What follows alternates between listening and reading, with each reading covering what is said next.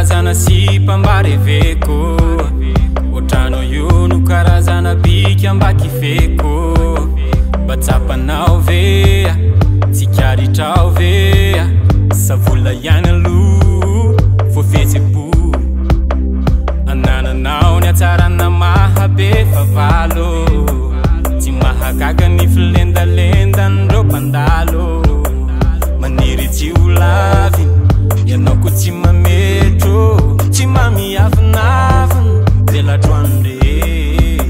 iolanane fizao tianao tinaoko izay rehetra tianao tiko ihany na de mody milalao fa olalao vitsika io fitiavan'io olano anao ny hoe otiai tsy saindovadona ny fanay anao ny mody milalao fa olalao vitsika io fitiavan'io ilazako teny mamy anao lazainao fa mampime zany no nivoaka ny arana torina tsirobe tsy adinoko iny ka ny vatanao sy ny natambatriny vola molamola mamorona ny tsy misy fonambaresako aminao mahitako fomana renako anao vaovao tinao ny mamamo de miara-milomano adinonao ny kitra valeo revo sy ditra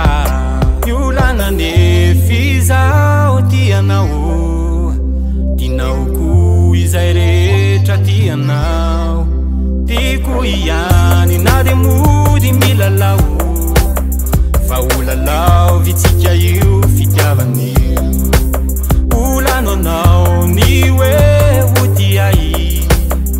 tsy saindovadona ny fanay